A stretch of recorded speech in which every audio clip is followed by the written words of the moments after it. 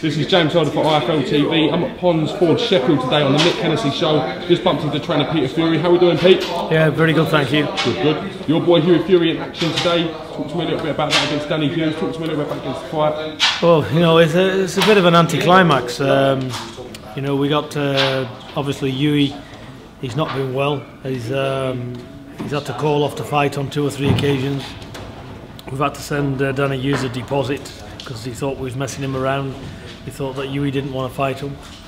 And we've had all this, you know, there's a lot of talk being said. And we get in the ring and we've prepared Hughie for Danny Hughes to climb all over him. You know, he's a big lad, he comes forward, and Danny Hughes is known to come forward and have a fight. So we worked our game patterns around that. So when the bell went and Danny Hughes stood back, and it's totally the opposite of what we've been working for. And it turned into a negative, in my view, negative, boring affair. You know, of there was countering each other's moves. Now,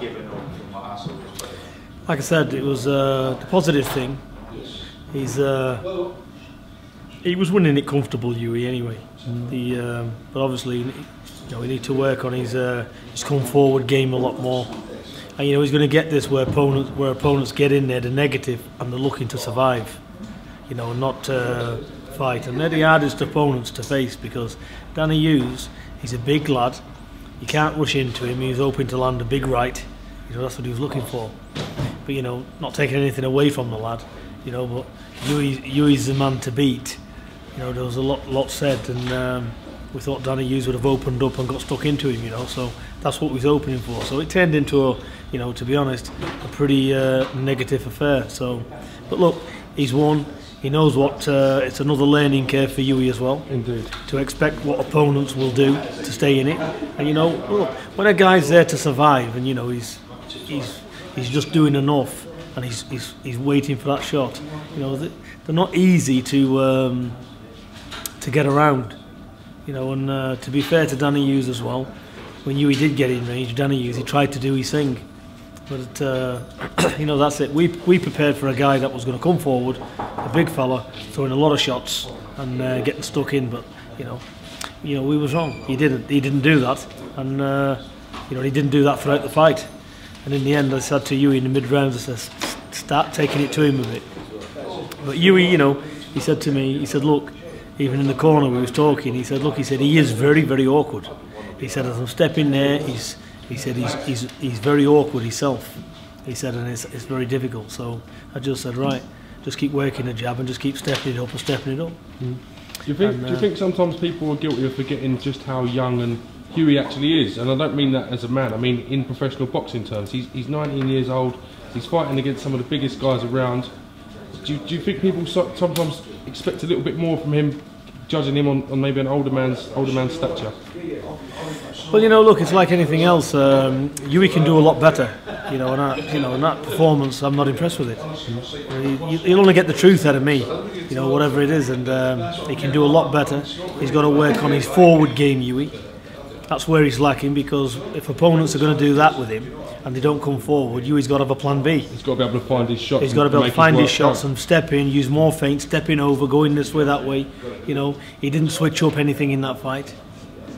You know, so there's things he didn't do because solely, you know, his mind's working on one particular thing. And look, opponents can change game plans in 2 seconds. You've got to be able to adapt.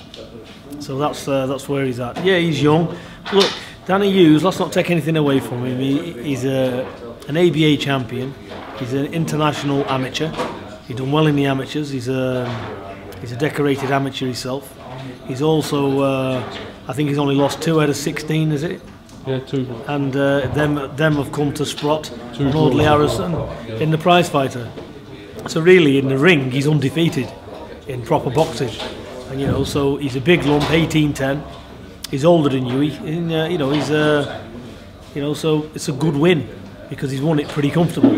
The only thing is, it was frustrating for me to see it like that, and frustrating for Hughie as well.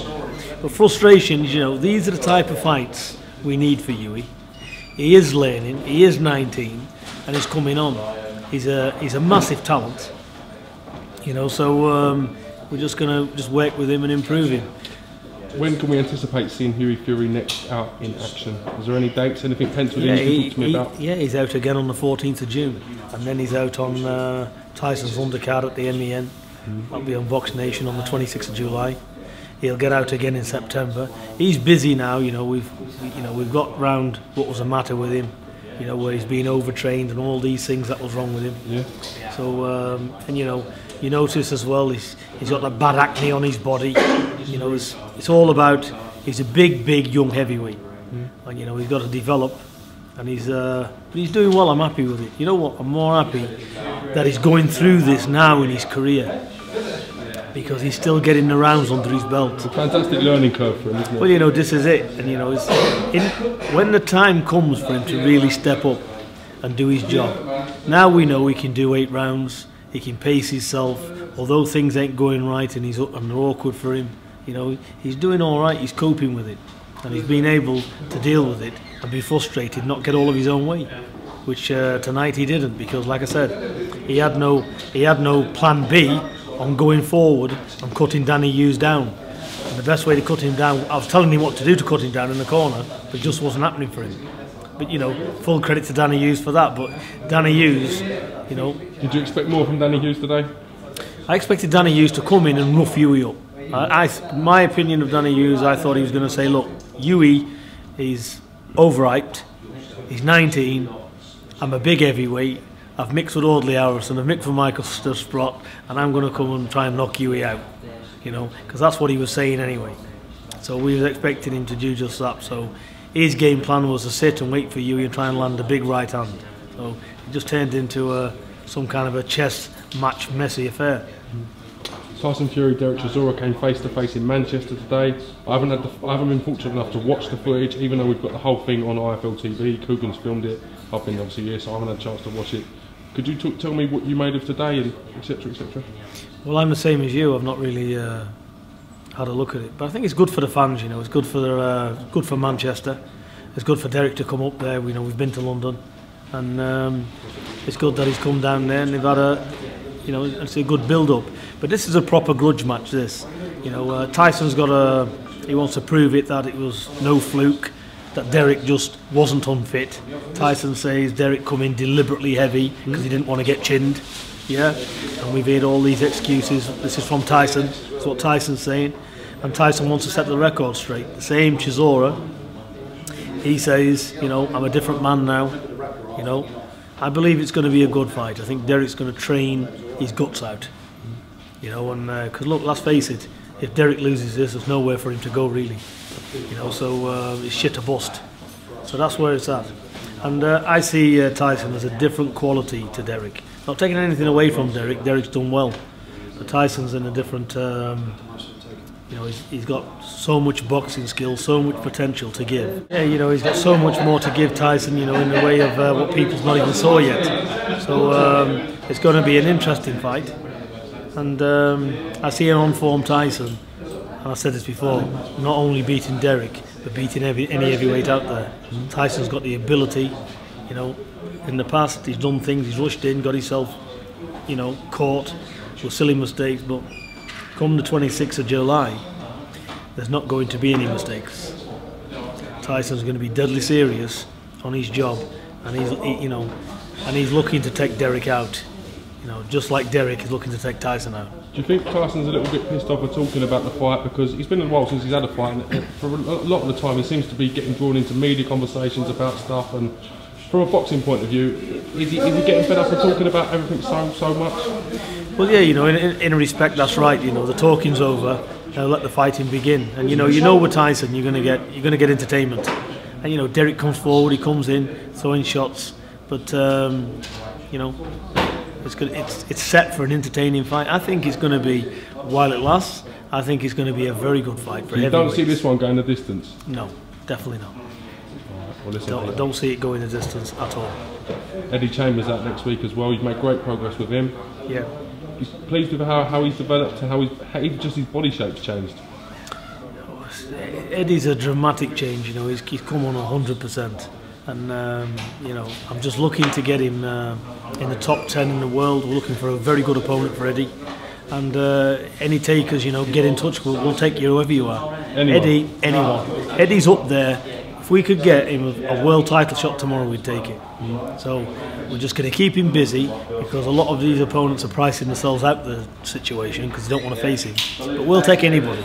Anybody in England, Europe, wherever. America, bring it on because Eddie Chambers is back and he's back better than what he's ever been.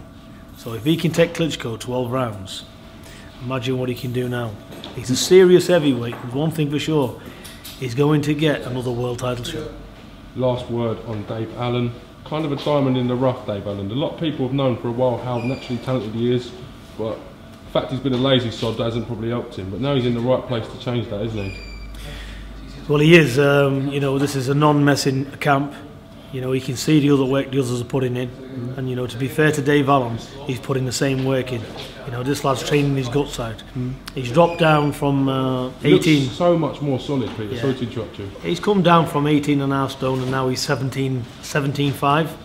I'm going to get him down to 16.12 because I think that's his weight. He's 6'4". Optimal weight. That's his optimal weight. His abs are coming through. And but basically, you're right. He's developed a lazy style. So with he's got to throw a hell of a lot more shots, you know. And I've got to see, so as I'm happy, massive improvements in the gym and sparring. Now he's due out on I think the 7th of June. It's in a rematch of the last fight. It's a rematch on the last one, and but I need to see proper improvements because I'm not one to stick to dates. So if he's not improved enough, he won't be fighting. Because nobody's getting in the ring and I'm there and it's not going to be right. Dave Allen's got massive potential. Indeed. He's got a chin like a piece of concrete. He can punch like a rhino. He's got the right name. Yeah. And you know what? He's got a big set of balls on him as well, hasn't he? So. No, the kid's a gentleman as well. He's got all the attributes to be a champion. But it's stage by stage with fighters. And let's not forget, Eddie Chambers was fighting 4 months in our camp before he had a fight. Eddie Chambers, it was like talking to that wall to get him to throw punches. He's a Dave Allen number 2. That's what we're dealing with. You know, they won't throw a lot of shots. Now, Eddie throws more shots than anybody. He's combining everybody to death. So it just goes to show you, it's repetition, repetition, repetition, repetition. And this is it. You've just got to keep on the back. And but he's got massive potential, young Dave. He'll go a long way. Last word on the angriest man in England, Turbo, Isaac Lowe. How's he doing? He's out again. He fights Sid Razak on Eddie Chambers is with Eddie Chambers on the same night on this Maxi Muscle on Mick Hennessy's show. That's next week? Next week, next Saturday. Yeah. So they're both on. He's sparring with. He's getting great rounds in with Scott Quigg. You know, so he's got the best of it. You know, thanks to him, thanks to Joe Gallagher as well. Indeed. They're around the corner from us. And he's a big help to us, you know. We've helped them with sparring, they're helping us. And this is what boxing should be about, where people's helping each other out, you know, and that's it. So I'm very happy with that, very, you know, thanks to them. And he's bringing, you know, where does a young kid at 7 fights get to spar with a world champion? You know, round after round, round after round. And, you know, Scott's a gentleman as well, because he's saying to him where he's going wrong, you know, he's giving him talk afterwards. No one's taking liberties out of anyone, are they? No. You know, you've got to use proper veteran. He's on top of the world. He's a world champion, so very good for Isaac. It's up and up and up for Isaac because look who he's mixing with. He's learning from the best, isn't he? Indeed. Peter Fury, I want to thank you for giving me so much of your time today and answering my questions so honestly, sir. I'd just like to say I'm very impressed with Kid Galahad's performance as well. Indeed. Very good. Very, very controlled from Kid Galahad. Very good. Well, we've got 3, haven't we, right at the top here. There's Quigg, Galahad and Frampton. And it's going to be... It's a mouth-watering trip. You know what as well, the longer it's going on, the better they're all getting as well. They're improving, they're not staying where they are. So the longer they don't fight, the better it's going to be because they're just going to turn into super fights, aren't they? Indeed. I won't have you pick a winner out of them 3 just yet. We'll save that for another I'm not going to pick any winners because I like them all. So do I. Say no May more. the best man win. Indeed. Thanks for giving me some of your time, Peter. I really You're welcome, James. Anytime. And I'll catch you again real soon. Thank you. Thank you.